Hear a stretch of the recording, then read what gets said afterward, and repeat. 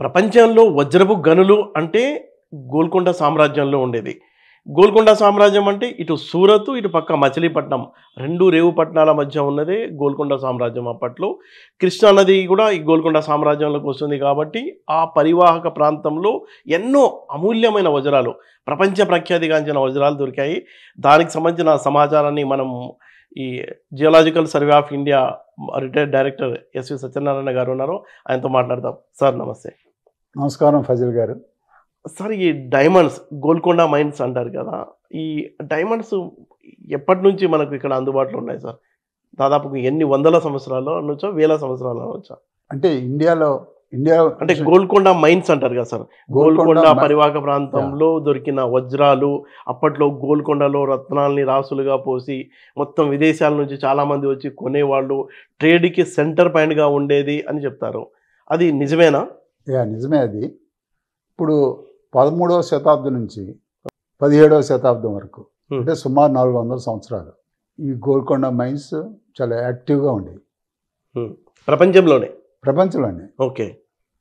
ఆ టైంలో ప్రపంచంలో ఎక్కడా లేవండి వజ్రపు గనులు. ఓకే. బోర్నియో అని చిన్న ఇండోనేషియాలో ఒక దీవి ఉంది, దాంట్లో దొరికాయి.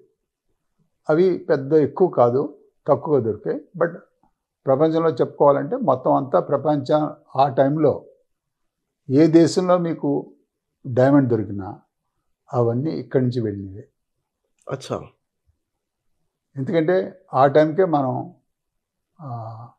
ఇండియన్స్ అరబ్తోనూ తర్వాత మిగతా కంట్రీస్తో సంబంధాలు ఉండేవి, ట్రేడ్ ఉండేది, వ్యాపారం జరుగుతుండేది. రూట్ ఎలా ఉండేది సార్? ట్రేడ్ రూట్ ఏంటంటే ఇప్పుడు చాలామంది ఇప్పుడు బయట నుంచి కూడా వర్తకులు వస్తుండేవారు. సూరత్ నుంచి, ఇటు మచిలీపట్నం నుంచి వచ్చేవారు కాదు, సూరత్కి వచ్చేవారు. ఓకే. సూరత్ నుంచి మన గోల్కొండకు వచ్చేవారు. ఇప్పుడు టవర్నీర్ అనే ఫేమస్ వ్యాపారవేత్త పర్యాటకుడు, వజ్రాల వ్యాపారం అయింది. ఓకే. ఆయనకి ఏంటంటే ఆయన మొదటి లవ్ వజ్రాలే. అచ్చా. మ్యారేజ్ చేసుకున్నాడు, కానీ ఎప్పుడు 60 సంవత్సరాల వయసులో మ్యారేజ్ చేసుకున్నాడు అతను. ఆ 60 సంవత్సరాల వయసులో ఎందుకు మ్యారేజ్ చేసుకున్నాడు? అమ్మాయితో, ప్రేమతో కాదు. ఆయనకున్న ధనం, ఈ వజ్రాలన్నీ కాపాడటానికి ఎవరైనా కావాలి కదా, అంత చేసుకున్నాడు. అంత పెద్ద కలెక్షన్ ఉండేది. ఆయన మిగతా ఇక్కడి నుంచి కొనుక్కుని పట్టుకెళ్ళేవాడు, అక్కడ విదేశాల్లో రాజుల దగ్గర వాళ్ళ దగ్గర అమ్మేవాడు. ఓకే. ఆయనే మన ఇండియాలో డైమండ్స్ ఎక్కువ చూశాడు. ఎందుకంటే మొఘల్ టైంకి అక్కడ ఔరంగజేబు టైంలో కూడా వెళ్ళేవాడు అనమాట. అక్కడ ఔరంగజేబు అన్నీ చూపించేవాడు ఈయనకి, ఈ వాల్యూ డైమండ్స్ ఇవన్నీ. అదేవిధంగా ఇక్కడ కూడా మన నైజాం నవాబుల దగ్గర ఆ టైంలో, ఆయన వచ్చిన టైంలో నైజామ్స్ కాదండి, కుతుబ్ షాహీస్ ఉండేవారు. వీళ్ళ దగ్గర ఆయన మిగతావి తీసుకొచ్చేవాడు. ఏది, ఈ కెంపులు అటువంటివన్నీ తీసుకొచ్చి ఇక్కడ అమ్మేవారు వాళ్ళకి. ఇక్కడి నుంచి డైమండ్స్ కొనుక్కునేవాడు. ఓకే. అదేవిధంగా ఆయన ఇక్కడ కర్నూలు దగ్గర రామలకోట అని ఉంది, బంగనపల్లి రామలకోటలకి ఆయన వెళ్ళేవాడు. అదేవిధంగా కొల్లూరు అటు సైడ్ వెళ్ళాడండి. వెళ్ళి ఇక్కడ డైమండ్ అన్నీ అక్కడే ఎలా చేస్తున్నారో, ఎలా మైనింగ్ చేస్తున్నారు, తర్వాత ఎలాగా చిన్న చిన్న పిల్లలు ఎలాగ అమ్ముతున్నారు, ఇవన్నీ రికార్డ్ చేశాడు ఆయన. ఆయనది చాలా వరకు నిజమే అని చెప్పాలి ఆయన రాసింది. ఓకే. సో ఆ విధంగా ఇప్పుడు ఆయన కొల్లూరు వెళ్ళినప్పుడు, కొల్లూరు ఆయన సుమారు 17th సెంచరీ అంటే 1650s ఇప్పుడు వెళ్ళాడండి. ఆయన 6 సార్లు వచ్చాడు ఇండియాకి, కేవలం డైమండ్స్ కోసం, వర్తక వ్యాపారంలో. సో కొన్నిసార్లు ఇటు వచ్చాడు, కొన్నిసార్లు ఏమో అటు వెళ్ళాడు, నార్త్కి వెళ్ళాడండి. ఇక్కడికి వచ్చినప్పుడల్లా సూరత్ నుంచి హైదరాబాద్ నుంచి మచిలీపట్నం, అక్కడి నుంచి మళ్ళీ వెళ్ళిపోయాడు. మచిలీపట్నం నుంచి ఎవరో రాలే, అందరూ ఇది వెళ్ళిపోవటమే. అందరూ ఎంట్రీ పాయింట్ సూరత్. దాని తర్వాత కొంతమంది గోవా వెళ్ళేవారు. ఓకే. గోవా వెళ్ళి మొత్తం అదంతా, అంటే గోవా ఆ టైంలో పోర్చుగీస్ అధీనంలో ఉండేది. అదే పోర్చుగీసు కృష్ణదేవరాయ కింగ్డమ్ అండి. వాళ్ళు చాలా దోస్తీగా ఉండేవారు. ఇప్పుడు కొన్ని మైన్స్ కృష్ణదేవరాయ టైంలో కూడా ఆయన అధీనంలో ఉన్నాయని చెప్తారు. ఓకే. కానీ అంత పాపులర్ కాలేదు కదా ఆ టైంకి. అంటే విజయనగర కింగ్డమ్లో మైన్స్. విజయనగర కింగ్డంలో కూడా హంపీలో ఇవన్నీ రాసుల కింద పోసి అమ్మేవారండి. బంగారం ఇవన్నీ చెప్పేవారు మరి. సో అవి అక్కడ వాళ్ళ ద్వారా చాలామంది, ఒక ఈయనే కాదు, మిగతా European travellers mostly from Italy అండి, రష్యా, మిగతా కంట్రీస్ నుంచి వాళ్ళందరూ వచ్చేవారు. అక్కడి నుంచి మళ్ళా వజ్రకరూరు, చుట్టుపక్కల ఉన్న రామలకోట, బంగనపల్లి ఏరియాస్కి అంతా వచ్చిన డైమండ్స్ వాళ్ళు కొనుక్కునేవారండి. కొనుక్కుని వాళ్ళకి మిగతా చోట్లకి పట్టిపోయారు, అమ్మేసుకునేవారు. ఓకే. కానీ ముఖ్యంగా చేసిందంతా ఈయనే, టవర్నీరే ఎక్కువ చేశాడండి. ఓకే. అంటే ఇప్పుడు మొఘల్ కుతుబ్ షాహీల మీద దండయాత్రకు రావడానికి కూడా కారణం ఒకటి అంటారు, నిజమేనా? ఇక్కడ వజ్రపు గనులు ఉన్నాయి, అద్భుతమైన వజ్రాలు ఉన్నాయని. మనకున్న ఈ ధనరాశులన్నీ వాళ్ళకి కూడా వాళ్ళ కన్ను పడింది ఇవన్నీ మన అధీనంలో రావాలని. ముఖ్యంగా కోహినూర్ డైమండ్ ఇక్కడ దొరికిందని తెలుసు. ఈ కుతుబ్ షాహీ కింగ్స్ దగ్గర ఉందని తెలుసండి. అది తెలిసి ఏదో విధంగా కావాలని ఔరంగజేబు ఇక్కడ హైదరాబాద్ దండయాత్ర చేశాడు.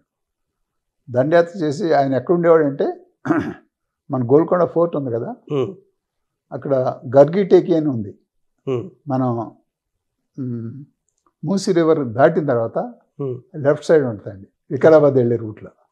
అక్కడ క్యాంప్ చేశాడండి. అక్కడికి ఈ ఫోర్ట్ అది బాగా కనపడుతుంది కూడా. ఓకే.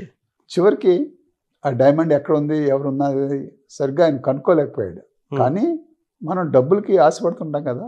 నాకు ₹1,00,000 ఇచ్చారనుకోండి, ₹1,00,000 ఇస్తే అది ఎవరి దగ్గర ఉంది, ఎక్కడ ఉంది మేము చెప్పేస్తాం ఈ సర్వెంట్స్ వాళ్ళందరికీ.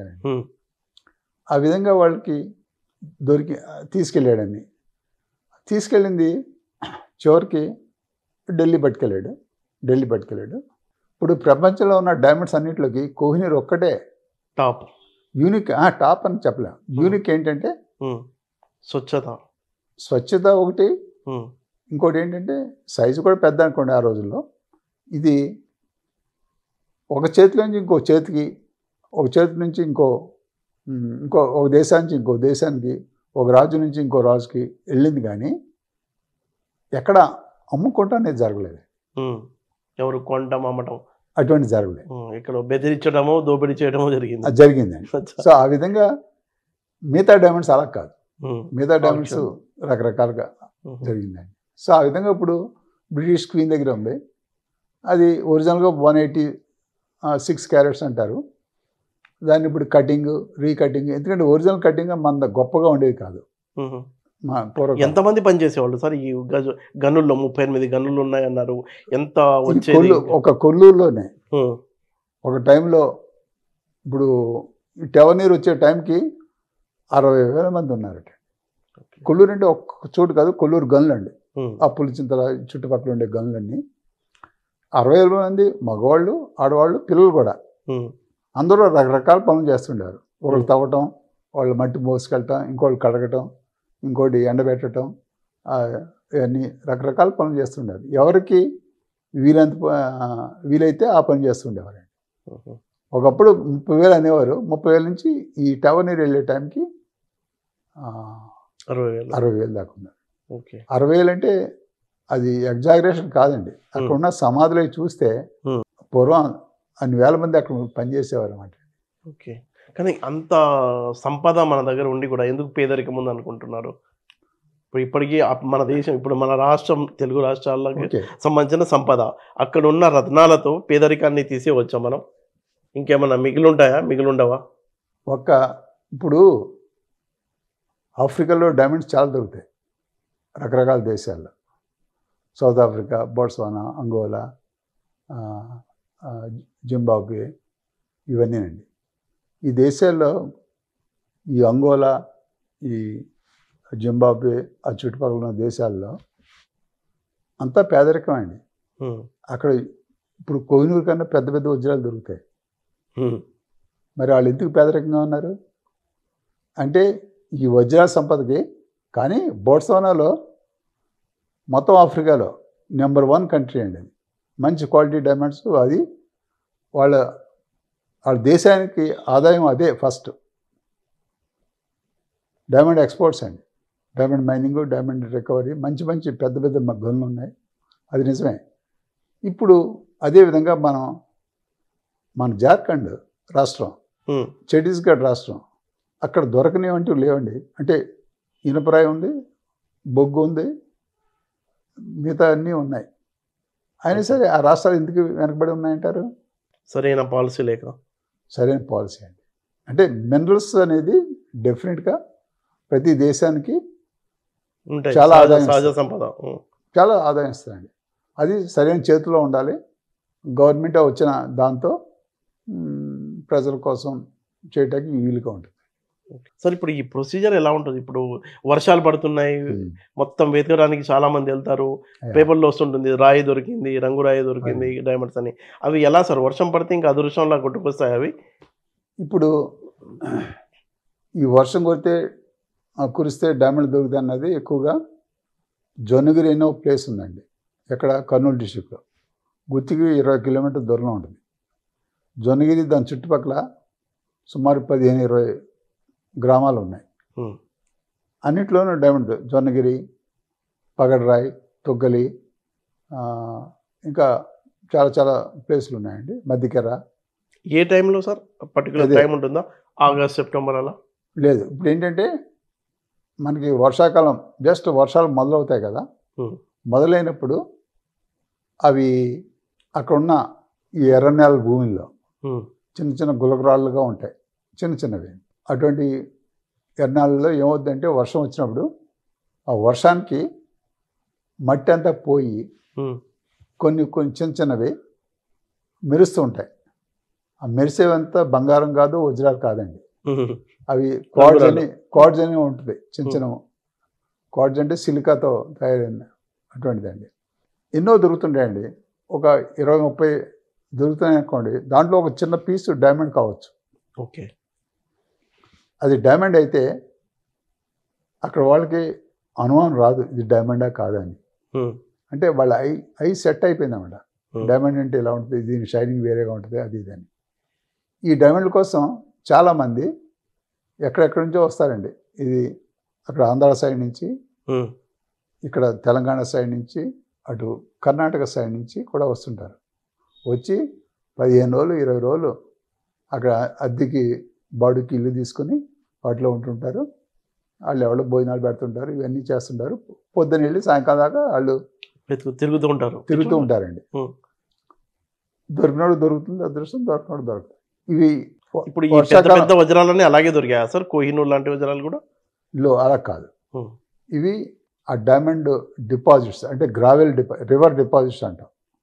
అంటే నది పరివాహక ప్రాంతంలో ఉండే గులకరాల గుట్టలండి, వాటిలో దొరికినామంటే. ఓకే. దానికి దీనికి సంబంధం లేదు. కానీ అటువంటిదే ఇక్కడ ఒక రకమైన పరిస్థితి. ఈ జొన్నగిరిలో ముఖ్యంగా ఈ వర్షాలు పడిన వెంటనే వెళ్ళాలి. తర్వాత 2 నెలల తర్వాత వెళ్తే అన్నీ వాళ్ళు దున్నేసి పొలం నాట్లో వేస్తారు. వేరుశెనగ ఏదో వాళ్ళకి అక్కడ పంట వేసేస్తారండి. అప్పుడు వెళ్తే లాభం లేదు. సార్ జనరల్గా ఈ భూమిలో నుంచి బయటికి ఎలా వస్తుంది సార్ రత్నం అనేది? ఎలా క్రియేట్ అవుతుంది, ఎలా అది జర్నీ కూడా చేస్తుందని చెప్తారు కదా, అసలు దాని హిస్టరీ ఏంటి సార్? పైకి రావడం అనేది కొంత భూమిలో అనేది ఇప్పుడు జొన్నగిరిలో కానీ ఆ కొల్లూరులో కానీ దొరికే రాళ్ళలో వజ్రం దొరకడానికి అవకాశం ఉంది. కానీ అక్కడ పుట్టలేదు అవి. అచ్చా, ఎక్కడి నుంచో కొట్టుకొచ్చినాయి అన్నమాట. ఓకే. ఇప్పుడు దీనికి అసలు దానికి వజ్రానికి అసలు రాయి ఏంటంటే కింబర్లైట్ అని అంటాం. అంటే కింబర్లీ సౌత్ ఆఫ్రికాలో మొదట వాళ్ళు అక్కడ వజ్రాలు ఏ రాత్రిలో దొరుకుతున్నాయో ఆ రాయి పేరు కింబర్లీ అని పెట్టారు అన్నమాట. కింబర్లైట్ అని పెట్టారు. అప్పటి నుంచి ప్రపంచం అంతా అది అటువంటి రాయిలో ఎక్కడెక్కడ దొరుకుతున్నాయో అది కింబర్లైట్ అంటాం. అదేవిధంగా కింబర్లైట్ మైన్స్ ఆఫ్రికాలో చాలా ఉన్నాయి, రష్యాలో ఉన్నాయి, కెనడాలో ఉన్నాయి, ఆస్ట్రేలియాలో ఉంది. అది కింబర్లైట్ లాంటి రాయి అది. దాని పేరు ల్యాంప్రైట్. ఓకే. అది కూడా అదే కంపోజిషన్ కొంచెం తేడాగా ఉంటుంది, బట్ దాంట్లో కూడా. సో ఇటువంటి మనకి ఇండియాలో చాలా ఉన్నాయి. ఓకే. వజ్రకరువు ఒకటి చాలా ఫేమస్ అండి. ఉమ్, ఆ ఏరియాలో ఈ కింబర్లైట్లు ఉన్నాయి. ఓకే. అదేవిధంగా మనకి పన్నాలో మైన్ ఉంది, ఉమ్, అది ల్యాంప్రైట్ అన్నమాట, ఉమ్, అక్కడ ఉన్నాయండి. తర్వాత మధ్యప్రదేశ్లో ఇంకా అంటే భూమి లోపల 150 నుంచి 200 కిలోమీటర్లు జర్నీ చేసిద్ది అంటారు కదా, ఇది అదేంటి సార్? అదే కింబర్లైట్. ఓకే. ఈ కింబర్లైట్ పైకి వస్తున్నప్పుడు అంటే మోల్టెన్ రాక్ అన్నమాట, మ్యాగ్మా అది. ఆ మ్యాగ్మా అంటే లావా అని అది పైకి వస్తామన్నమాట. పైకి వచ్చిన తర్వాత లావా అంటాం, ఇప్పటివరకు మ్యాగ్మా ఇది. ఓకే. ఇది చిన్న వాల్కనో లాగా పైకి వస్తుంది. ఓకే. అది వస్తున్నప్పుడు డైమండ్ ఉన్న ఏరియా నుంచి పైకి వస్తుంటే దారిలో ఏముంటే అవి అన్నీ తీసుకొస్తాయి. దాంతోపాటు డైమండ్స్ కూడా తీసుకొస్తాయి. డైమండ్స్ కూడా 150-200 కిలోమీటర్ డెప్త్లో దొరుకుతాయండి. కొన్ని డైమండ్స్ 400-600 కిలోమీటర్లు దొరుకుతున్నాయని కూడా అంటారు. ఓకే. వాటిని సూపర్ డీప్ డైమండ్స్ అంటారు. ఇప్పుడు ఇలాగా డైమండ్ ఫామ్ అవటానికి ఒక టెంపరేచర్, ప్రెషర్ 2 రకాలు కావాలండి. అక్కడ కార్బన్ కూడా ఉండాలి. ఓకే. కార్బన్ ఉంటే హై టెంపరేచర్ హై ప్రెషర్లో అది డైమండ్ కింద ఫామ్ అవుతుంది. ఓకే. ఆ డైమండ్ని ఈ కింబర్లైట్ అంటే కింబర్లైట్ అనేది ఒక వెహికల్ అండి, ఒక లిఫ్ట్ అన్నమాట. ఓకే. మనం కింద గ్రౌండ్ ఫ్లోర్లో నిలబడితే 10th ఫ్లోర్కి ఎప్పుడు వెళ్ళాలంటే ఆ లిఫ్ట్లో ఎక్కితే వెళ్తామన్నమాట పైకి. సో కింబర్లైట్ లిఫ్ట్ లాగా పనిచేస్తామన్నమాట, ట్రాన్స్పోర్టింగ్ మెకానిజం అంతే అది. అది కాకపోతే కింబర్లైట్ అనేది ఏమి లేదు అసలు. అక్కడ ఆ లిఫ్ట్లో వెళ్ళాలంటే మనుషులు కూడా ఎక్కాలి కదా పైకి వెళ్ళాలంటే. మనుషులు లేకపోతే లిఫ్ట్ ఏంటి, దాని ఉపయోగం లేదు అసలు. సో ఆ విధంగా డైమండ్స్ ఆ లిఫ్ట్ ఆ కింబర్లైట్ అయిన మ్యాగ్మా రూట్లో ఉంటే అవి పైకి తీసుకొస్తాయి. పైకి తీసుకొచ్చిన తర్వాత ఆ కింబర్లైట్ ఆ మ్యాగ్మా చల్లారిపోతుంది, కొన్ని రోజులకి చల్లబడిపోతే అక్కడ గట్టిపడిపోతుంది. దాంతోపాటు డైమండ్స్ అలా ఉండిపోతాయి. ఓకే. కొన్నాళ్ళకి ఈ డైమండ్స్ వర్షానికి, గాలికి, సూర్యరశ్మికి ఇవన్నీ మెత్తబడిపోతాయి. మెత్తబడిపోయి కొన్నాళ్ళకి ఎక్కువ వర్షం వస్తే ఆ మెత్తబడిన రాయి అంతా కొట్టుకుపోతుంది. కొట్టుకుపోయి చిన్న చిన్న వంకల్లోకి వెళ్ళి పెద్ద పెద్ద నదుల్లోకి వెళ్తాయి. అదేవిధంగా ఇప్పుడు వజ్రకరులో ఉన్నాయనుకోండి, అవన్నీ చిన్న చిన్న వంకల్లోంచి దారిలో దాంతోపాటు ఆ రాతితో పాటు ఈ వజ్రాలు కూడా కొట్టుకెళ్ళిపోతాయండి. కొట్టుకెళ్ళిపోయి రకరకాల చోట్ల ఉంటాయన్నమాట. ఓకే. ఆ విధంగా జొన్నగిరిలో దొరికినవి కూడా అదేనండి. అదేవిధంగా అక్కడ కింబర్లీ ప్రాంతం కానీ లేకపోతే ఇంకో చోట కానీ నమీబియాలో సముద్రంలో దొరుకుతున్నాయండి. ఓకే. వెస్ట్ కోస్ట్లో సముద్రంలో చాలా డెప్త్ లోపల దొరుకుతాయండి. అవన్నీ తీయాలంటే అది పెద్ద టాస్క్. ఇప్పుడు మన రాష్ట్రాల్లో ఎక్కడ ఉన్నాయి సార్ వజ్రపు గనులు? ఏమన్నా తీయడానికి అవకాశం ఉందా? అలాంటి ప్రయత్నం ఏమైనా జరుగుతుందా? ప్రస్తుతానికి జియోలాజికల్ సర్వే ఆఫ్ ఇండియా చాలా కింబర్లైట్స్ కనుక్కుంది. ఓకే.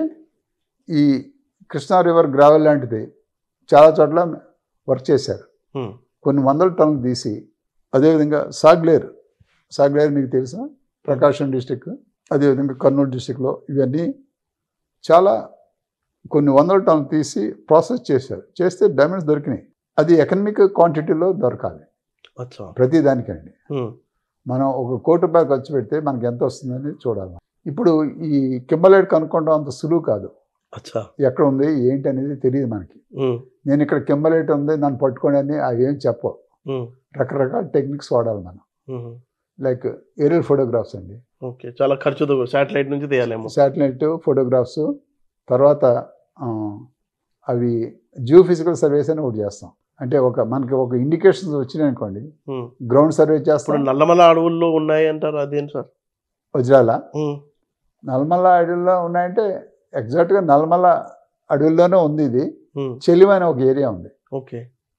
మనం ఎక్కుతుంటే ఇప్పుడు కర్నూలు నుంచి వెళ్తుంటే నంద్యాల దాటిన తర్వాత పైకి ఎక్కుతామండి. అక్కడ ఉన్నాయి, చెలిమాన్ ఉంది, అక్కడ ఈ రాళ్ళు ఉన్నాయి. ఓకే.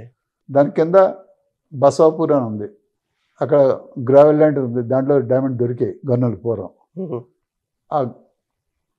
అది చెలిమా దాటి పైకి వెళ్తే నల్లమల హిల్స్, అటు డౌన్కి వెళ్తే ఎగువ మెట్ట దిగువ మెట్ట అని వస్తాయి. అటు సైడ్కి వెళ్తే గిద్దలూరు అండి. గెదులూరు దగ్గర ఈ సాగులేరు అనే రివర్ ఉంది. సాగులేరు రివర్లో దొరుకుతాయి. ఓకే. ఇవన్నీ ఎక్కువగా దొరికేవన్నీ ఈ గ్రావెల్ డిపాజిట్స్, అంటే గులకరాళ్ళు అట్లు. ఓకే. కానీ ఎకనామిక్ క్వాంటిటీస్లో లేవు. సౌత్ ఇండియాలో ఎక్కడ మైనింగ్ అనేది ఇప్పుడు జరగట్లే, డైమండ్ మైనింగ్ అనేది. కానీ కనుక్కుంటాక చాలామంది కనుక్కున్నారు. మైనింగ్ జరిగేదల్లా ఒక నార్త్ ఇండియాలో పన్నా ఉంది, పన్నా డైమండ్ బెల్ట్ అని ఉంది. అక్కడ మజ్గావ్ మైన్ అని ఉంది చిన్నది. ఆ మైన్లో మైనింగ్ జరుగుతుంది. అది ఎన్ఎండిసి ఉంది కదా ఇక్కడ, నేషనల్ మినరల్ డెవలప్మెంట్ కార్పొరేషన్, వాళ్ళు మైనింగ్ చేస్తున్నారండి అది. ఓకే. ఇప్పుడు మన తెలుగు రాష్ట్రాల్లో అయితే ఎకనామికల్గా లేదండి, లాభం అయితే రాదు, ఖర్చు పోవడం తప్ప. అలా అని కాదండి, ఇంకా ఎక్కడైనా ఉన్నాయేమో మనకు తెలియని. ఇంకా కొత్త టెక్నిక్స్ వచ్చి కొత్తది కొన్ని ఏరియాలో ఈ సాయిల్ కింద ఎక్కడైనా ఉండిపోవచ్చు.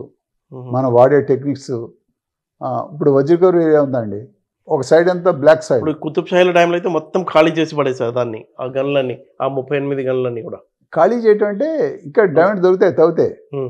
అన్నీ మనకి ఎకనామిక్ వైబిలిటీ ఉండాలి కదా. అవును, అదండి చూసేది, గవర్నమెంట్ చూసేది అది. ఓకే. ప్రైవేట్ వాళ్ళు అయితే ఒక చిన్న ఏరియా తీసుకుని ఏదో తవ్వి తీసి దాంట్లో దొరికితే సరే, వాళ్ళ దగ్గర ఉన్న మనుషులను పెట్టుకుని వాళ్ళకి డబ్బులతో ఏదో చేసుకుంటారు. అది కాకుండా పన్నాలో ఇంకో సిస్టమ్ ఉంది మంచిగా. ఒక ఏరియా, చిన్న ఏరియా, వాళ్ళు 8 మీటర్స్ బై 8 మీటర్స్ ఏరియా లీజ్కి ఇస్తారండి గవర్నమెంట్. అచ్చా, ఎవరి అదృష్టం వాళ్ళు పరీక్షించుకోవచ్చు. వచ్చిన తర్వాత అవన్నీ గవర్నమెంట్కి రిపోర్ట్ చేయాలి. రిపోర్ట్ చేస్తే గవర్నమెంట్ దానికి సరైన ప్రైస్ ఇస్తుందండి.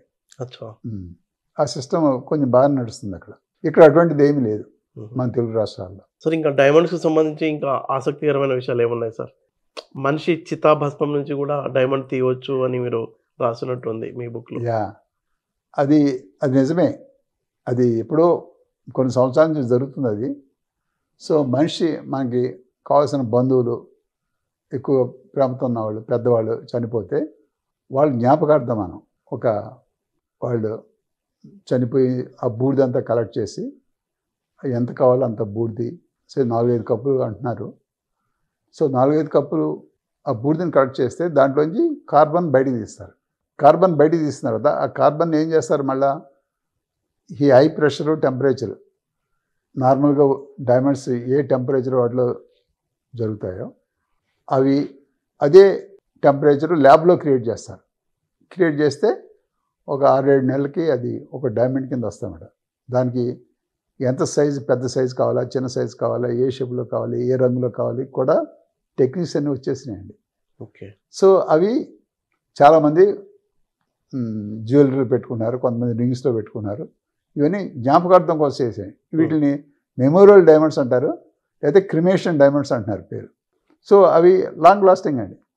ఒకసారి ల్యాబ్లో చేసినవి ఆ టెంపరేచర్లో ఫామ్ అయినాయి, ఆ ప్రెషర్లో ఫామ్ అయినాయి, ఇంకెప్పుడు ఉంటాయండి. ఓకే. ఎంత ఖర్చు అవుతుందో సార్ దానికి, ఎంత టైం పడుతుంది అది అన్నారు కదా? టైం అయితే 7 to 11 months. ఇప్పుడు ఖర్చు అనేది మన సైజుని బట్టి ఉంటుంది అనుకుంటా. పెద్దగా ఎంత ఖర్చు అవుద్ది ఏంటనేది ల్యాబ్ టు ల్యాబ్ ఈ వేరియేషన్ కొద్దిగా తెలియదు నాకు. సార్, ఇక బంగారానికి సంబంధించి మనం చూసుకున్నట్లయితే ఇప్పుడు వజ్రపు గన్లు అయితే ఎకనామికల్గా కాదు అన్నారు, బంగారపు గన్లు ఉన్నాయి అంటున్నారు మన రాష్ట్రంలో, తెలుగు రాష్ట్రాల్లో ఉన్నాయా? కేజీఎఫ్ కూడా మళ్ళీ ఓపెన్ అవుతుంది అంటే, కేజీఎఫ్ అంటే మళ్ళీ కర్ణాటక అవుతుందేమో. 3 కిలోమీటర్ల డెప్త్ వరకు వెళ్ళామండి మనం. ఓకే. అక్కడ ఇంకా బంగారం ఉంది. కానీ 3 కిలోమీటర్ డెప్త్ వెళ్ళటానికి, మైనింగ్ చేయటానికి మీకు మైనింగ్లో ఉండే కష్టాలండి. అంటే అక్కడికి వెళ్ళే కొంది టెంపరేచర్ అది పెరిగిపోద్ది, వర్కర్స్ పనిచేయడం కష్టం అండి. దానికోసం ఏసీ ప్లాంట్స్ పెడతారు అక్కడ. ఏసీ ప్లాంట్స్ పెట్టి చల్లదనం కోసం. రెండోది ఏంటంటే మనం ఇంత డ్రైవ్స్ అంటారు. డ్రైవ్ అంటే నడిచి వెళ్ళటానికి కానీ, మైనింగ్ చేయటానికి కానీ, ఆ మైన్ చేసిన మెటీరియల్ని బయటికి తీసుకురావడానికి కానీ, ఆ ట్రాలీలు ఉంటాయి కదా, అన్నీ నడవాలి కదా, అవి ఏంటంటే కొలాప్స్ అవుతుంటాయి. అవును, మైన్ బరస్ అంటారు లేదా కొలాప్స్ అండి. దానికోసం సపోర్ట్లు పెడతారండి. సపోర్ట్లు పెట్టినా సరే మీరు పైన మీకు 3 కిలోమీటర్ డెప్త్కి వెళ్ళి సర్ఫేస్ నుంచి అండి ఎంత ఓవర్ బెడ్ ఉంటుంది, దాని మీద ప్రెషర్ ఉంటుందండి. సో ఇటువన్నీ జరుగుతాయి. ఒకసారి ఎకనామికల్గా వైబిలిటీ ఉండదండి. ఓకే. సో అంచేత కోలార్ గోల్డ్ ఫీల్డ్స్ బంద్ చేశారు. అదేవిధంగా కోలార్ గోల్డ్ ఫీల్డ్స్ ఎక్స్టెన్షన్ మన ఆంధ్రప్రదేశ్కి వచ్చింది అది. అచ్చా. ఆంధ్రప్రదేశ్లో చిత్తూరు జిల్లాలో అది ఉందండి. మ్మ్. అక్కడ కూడా కొన్నాళ్ళు మైనింగ్ జరిగింది. మళ్ళా కొన్ని మైన్స్ ఓపెన్ చేస్తారని అంటున్నారు న్యూస్. అదేవిధంగా రామగిరి అని ఉంది. ఎక్కడ? ఆంధ్రప్రదేశ్ డిస్ట్రిక్ట్లో. ఓకే. అక్కడ కూడా మంచి గనులే ఉన్నాయి. ఇప్పుడు వజ్రగారు దగ్గరే భద్రాపల్లి ఉంది. అక్కడ కూడా గన్లు ఉండే పాతకాలంలో. కొన్ని లెవెల్స్ వరకు వెళ్ళారండి, తీశారు. ఇప్పుడు ఏంటంటే ఒకసారి ఆ గ్రేడ్ తగ్గిపోయింది అనుకోండి, 1 టన్లో వచ్చే బంగారం తగ్గిపోతే మరి వర్కింగ్ కాస్ట్ సరిపోదండి. సరే, ఇప్పుడు బంగారం గురించి చెప్తుంటారు, బంగారం భూమిలో ఏం దొరకదు, ఆకాశం పడిన శకలాల నుంచి వస్తుంది, ఒకప్పుడు ఎప్పుడో పడ్డాయి అంటారు. అది కరెక్టా? లేకపోతే అసలు ఎలా ఫార్మేషన్ ఎలా ఉంటుంది సార్ బంగారం? బంగారం ఒక డైమండ్కి అయితే కార్బన్ అన్నారు. బంగారం కూడా ఫ్లూయిడ్ అంటే అది కింద నుంచి ఒక 15-20 కిలోమీటర్లు ఇంకా కొంచెం డెప్త్ కావచ్చు. ఆ డెప్త్ నుంచి ఈ ఫ్లూయిడ్స్ అనమాట. అంటే రకరకాల ఫ్లూయిడ్స్లో బంగారంతో కూడుకున్నది. అవన్నీ పైకి వస్తాయండి. పైకి వచ్చి అక్కడ షిస్ట్ అనే ఒక రాయి ఉంటుంది. ఓకే. షిస్ట్ అనే రాయి. ఆ రాతిలో కానీ దాని పక్కన ఉన్న రాళ్ళలో కానీ ఈ బంగారం వీన్స్ కింద ఉంటుంది. అంటే మన నాడులు ఉంటాయి కదా, ఇలా ఉంటాయన్నమాట అండి. అచ్చా. సో ఇదంతా తవ్వితే తీస్తారండి, అంతేగాని పైనుంచి పడింది కాదు. కానీ డైమండ్ విషయంలో కొన్ని మెటీరియట్ డైమండ్స్ అని ఉంటాయి. ఓకే. మెటీరియట్స్ ఇంపాక్ట్ అండి, కింద భూమి మీద పడితే మెటీరియట్ కింద పడినప్పుడు దానికి టెంపరేచర్ చాలా ఉంటుందండి. సో దాని ద్వారా ఇంపాక్ట్ డైమండ్స్ అని ఉన్నాయి. ఆ డైమండ్స్తో అవి కానీ మైక్రోస్కోపిక్ సైజ్ ఇది. ఓకే. అంతేగాని మైనబుల్ కాదండి. ఓకే. అంటే ఎకడమిక్ ఇంట్రెస్ట్ అన్నమాట అటువంటి. సో ఆ విధంగా బంగారపు గనులు అనేది ఇక్కడ తెలంగాణ అంటే ఇక్కడ నారాయణపేట దగ్గర ఒక షిస్ట్ బెల్ట్ ఉంది. ఓకే. అక్కడ కూడా కొద్దిగా దొరికింది అక్కడక్కడ బోర్వెల్స్. అప్పట్లో నిజాం అంత సంపన్నుడు అవ్వడానికి కారణం కూడా రాయచూరు హట్టి గనుల్లో నుంచి బంగారం. హట్టి గనులు రాయచూరులో ఈ కింద ఉండే. మరి ఆ టైంలో ఎంత బంగారం తవ్వారు అనేది నాకు తెలియదండి. ఓకే. ప్రస్తుతం అయితే అట్టి గోల్డ్ మైనింగ్ కంపెనీ చేస్తుంది. సంవత్సరానికి 2-3 టన్నులు ఎంత తీస్తుంది మొత్తం మీద. ఓకే. మనకు కావాల్సింది సుమారు 800 టన్నులు అండి ఇండియా వాళ్ళకి కావాల్సింది. అదంతా బయట నుంచే వస్తుంది, ఇంపోర్ట్. కొంత స్మగుల్డ్, కొంత గవర్నమెంట్స్ అవి ఇస్తుంది. ఎక్కడ 2-3 టన్నులు అండి, ఎక్కడ మనకి అదేంటది 800 టన్నులు. అవును. మొత్తం ప్రపంచంలో ఇంత డైమండ్ బంగారం కన్జ్యూమ్ చేసేది మన ఇండియన్సే. అచ్చా. ఏ ఇంటికి వెళ్ళినా చూడండి కేజీలో ఉంటుంది, కొంతమంది పెద్ద ఇళ్ళలో. ఇప్పుడు అంత రేట్ కూడా పెరిగింది కదా సార్. మనకు లేవా ఇంకా గనులు, బంగారం గనులు? ఇప్పుడు ఏది లేదని చెప్పడం కష్టం అండి. ఓకే. బట్ ఉన్న పరిస్థితి ఏంటంటే సంపద అయితే ఉందా లేదా? ఉండొచ్చు, లేకపోవచ్చు కూడా. ఎందుకంటే ఇప్పుడు బ్రిటన్ దేశం ఉందనుకోండి, లేదా ఫ్రాన్స్ ఉంది, వాళ్ళకి ఏమీ లేవు, బంగారు గనులు లేవు, వజ్రాల గనులు లేవు. జర్మనీ కూడా ఉంది, జపాన్ ఉందండి. వీళ్ళంతా ఆర్థికంగా పెద్ద దేశాలా కాదండి? అవునా? బట్ అవి బంగారం వజ్రాల వల్ల ఏం కాదే అది. ఇప్పుడు అమెరికా దగ్గర ఉన్నాయి గనులు, వాడు బంగారం అమ్ముతున్నాడు, కొనేది చైనా, ఇండియా కొంటున్నారు, బాగా డబ్బు చేసుకుంటున్నారు. అందులో వాస్తవం ఉందా సార్? కొంత ఉంటుంది. ఎందుకంటే వాళ్ళకి అవసరం వచ్చిన వల్ల బంగారం రిలీజ్ చేస్తుంటారు, అమ్ముతుంటారండి. ఎందుకంటే ఇప్పుడు బంగారం అనేది ఇంచుమించు అందరూ ఇష్టపడతారు, అలాగే వజ్రాలు అనేది అందరూ ఇష్టపడతారండి. ఈ రెండు ఏంటంటే మనిషి ప్రపంచంలో తక్కువగా వాటి మీద మోజు ఎక్కువ ఉంటుందండి. ఇప్పుడు వజ్రాలు కానీ బంగారం కానీ మన టమోటాలాగా దొరుకుతున్నాయి అనుకోండి మార్కెట్లో, ఎవరు మీద ఇంట్రెస్ట్ చూపించరు కదా. అవును. So rarity is always highly valued. Okay. ఇప్పుడు మన సింథటిక్ బంగారం వచ్చే అవకాశం ఉందా సార్? సింథటిక్ బంగారం గురించి మాట్లాడలేదు, కానీ సింథటిక్ డైమండ్స్ గురించి తెలుసండి. సింథటిక్ బంగారం ఇంకా అటువంటిది ప్రయత్నాలు ఏం జరుగుతున్నట్లేవు. మెటల్స్ సింథటిక్ ఎక్కడ రాలేదండి. దాన్ని సింథటిక్ జెమ్స్టోన్స్ వచ్చినాయి, సింథటిక్ డైమండ్స్. ఇమ్రాన్ షరీఫ్ చెప్తున్నారు రేపు త్వరలో రాబోతుంది జనవరి వరకు సింథటిక్ బంగారం అంటే. ఇంకా టెక్నాలజీ ఇంప్రూవ్ అవుతుందేమోనండి. ఓకే. ఇంకేమున్నాయి సార్ డైమండ్స్ సంబంధించి ఆసక్తికరమైన అంశాలు? ప్రతి పెద్ద డైమండ్ ఒక హిస్టరీ అండి, ప్రతిదీ స్టోరీ చేయొచ్చు. అదేవిధంగా హోప్ డైమండ్ అండి. హోప్ డైమండ్ వెళ్ళి ఎక్కడ ఇప్పుడు వాషింగ్టన్ డీసీలో ఉంది, స్మిత్సోనియన్ ఇన్స్టిట్యూషన్ దాంట్లో ఉంది. అక్కడ చాలా నేను చూశాను, 4-5 సార్లు చూసాను. వాషింగ్టన్ డీసీ వెళ్ళినప్పుడు తప్పకుండా వెళ్తారు దాన్ని చూడటానికి. మన డైమండ్ అని మంది వచ్చే మన కొల్లూరులో దొరికింది. అదంతా ఒక ఓపెన్ కేసులో పెట్టారండి. ఓపెన్ కేసు అంటే చాలా పవర్ఫుల్గా దాన్ని ఎవడో ఏం చేయలేడు. అలా అంతా అటువంటి గ్లాస్ అయి ఉండాలి అది. ఓకే. అలా తిరుగుతూ ఉంటుంది, దాని మీద ఇలా పెట్టారు, అది తిరుగుతూ ఉంటుంది. ఇదే హోప్ డైమండ్ ఒకసారి రూమర్ వచ్చింది, ఏది టైటానిక్ షిప్ అది వచ్చింది కదా. అవును. ఆ షిప్లో హీరోయిన్ వేసుకున్నది నెక్లెస్ అండి, బ్లూ కలర్ డైమండ్ అనమాట. ఆ సినిమా తీసిన వాళ్ళకి ఈ హోప్ డైమండ్ ఇన్స్పిరేషన్ అండి. అది నిజమైన డైమండ్ కాదు అది. వాళ్ళు సినిమా పాపులర్ అవటానికి అది వాడుకున్నారన్నమాట, అంతేగాని అది హోప్ డైమండ్ కాదండి. ఓకే. అంటే డైమండ్ మీద మోజు ఎందుకు అండి? స్టేటస్ సింబల్ అనా లేకపోతే ఏమన్నా కలిసి వస్తుందా? ఇదంతా ఎవరి నమ్మకం వాళ్ళదండి. నాకు తెలిసిన ఫ్రెండ్ ఒక ఆయన ఉండేవాడు మా ఆఫీస్లో. కొంతమంది నీలం రంగు నీలాలు పెట్టుకోరండి, పెట్టుకుంటే వాళ్ళకి అరిష్టం అది అవుద్దని. ఆయన మా కొలీగే, జిఎస్ఐ కొలీగే. ఆయన అడిగాను, అడిగితే ఆయనకు ఒక చెయ్యి కట్ అయిపోయిందండి, ఒక వేలు చేతిలో ఒక వేలు కట్ అయిపోయింది. ఆయన డ్రిల్లింగ్ ఇంజనీర్. ఆయన ఏంటి ఇది కట్ అయిపోయిందంటే ఓ డ్రిల్లింగ్ రాడ్ ఆయన మీద అక్కడ పడిందండి. ఓకే. డ్రిల్లింగ్ రాడ్ పడితే ఒక వేలు కట్ అయిపోయింది. అదే వేలుకి ఆయన ఒక నీలం ఉండేది ఒక రింగ్లో, షఫైర్ అండి. షఫైర్ అనేది చాలామంది పెట్టుకోరు. అవును. సో నేను బహుశా షఫైర్ వల్లే ఆ రింగ్ పెట్టుకున్నారు కదా, దానివల్లే మీకు వేలు కట్ అయిపోయిందంటే ఆయన ఏమన్నారు తెలుసా, అది పెట్టుకోవటం వల్ల మిగతా 4 ఏళ్ళు నాకు బాగున్నాయి అన్నట్టు. ఎవరి నమ్మకం వాళ్ళదండి. వీటికి పవర్స్ ఉన్నాయా లేదంటే చెప్పలేము, ఏం పవర్ ఉంది ఏంటో నాకు తెలియదు. ఇప్పుడు నవరత్నాలు తిరుగుతూ ఉంటారు కదా, దానికి రీజన్ ఏంటి? అదే ఇప్పుడు నవరత్నాలు అయితే మనకి ఎప్పుడో పూర్వం నుంచి అనుకున్నదండి. నవరత్నాల్లో రూబీ ఉంది, షఫైర్ ఉంది, మోతీ ఉంది, కోరల్ ఉంది, ఈ డైమండ్ ఉంది. సో ఇవన్నీ గ్రహాలు కలిసి వస్తాయండి. మనకి ఉంటుందా సార్ మనిషి జీవితంపై ప్రభావం?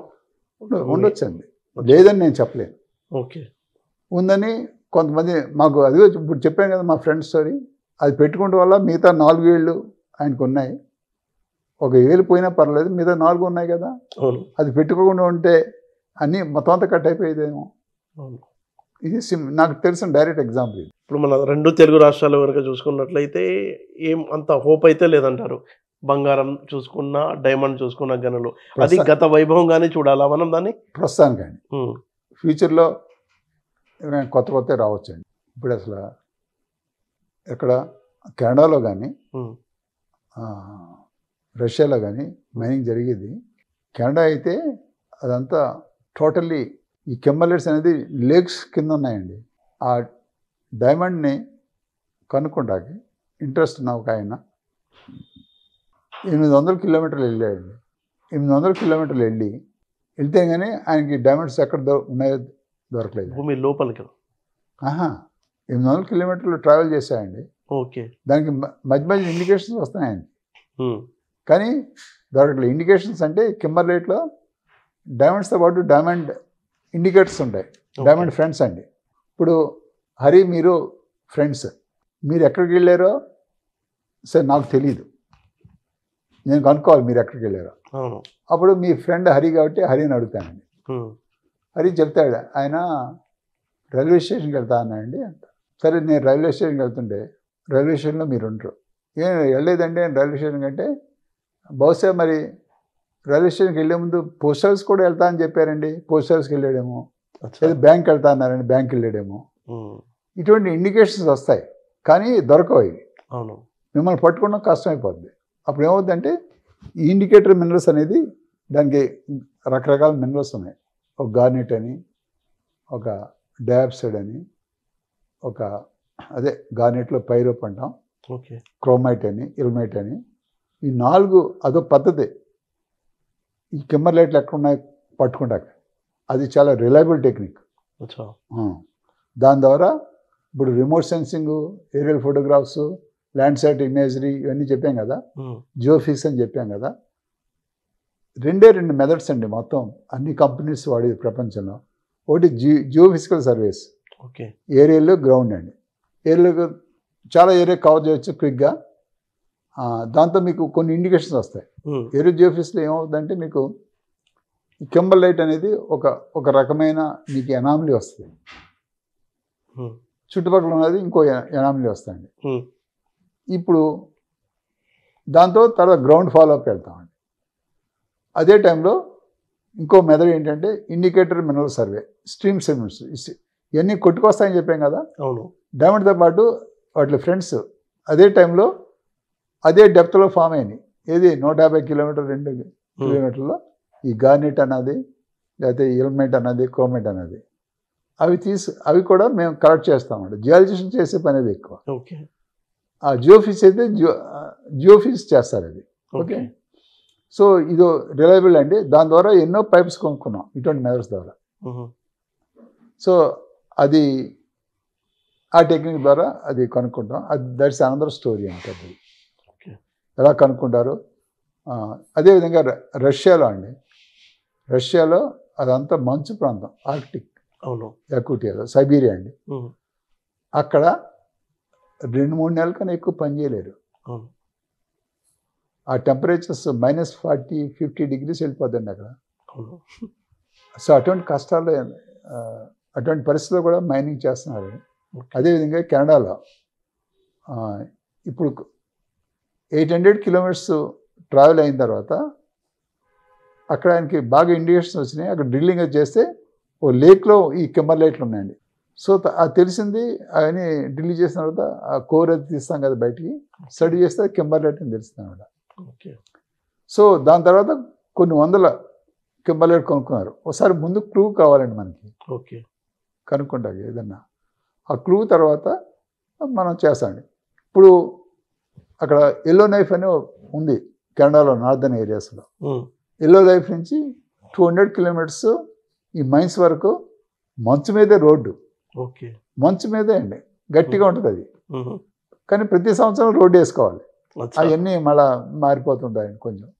అక్కడ కూడా 2-3 నెలలే పనిచేసింది. కానీ సో అంత కష్టపడి మనం డైమండ్ మైనింగ్ చేయాలా? ఎందుకు చేయాలంటారు? డైమండ్ వల్ల మనకి ఏమైనా కడుపు నిండుతుందా? లేదు. కానీ డైమండ్ అంటే సంథింగ్ రేరిటీ అండి. మీ స్టేటస్ సింబల్ అనండి, ఏదైనా కానివ్వండి. సో అటువంటి వాళ్ళు అంటే మనిషి రేరిటీస్ ఎక్కడెక్కడ ఉన్నాయో కనుక్కోవడానికి చేసే ప్రయత్నాలండి. Okay sir, thank you sir. నమస్కారం.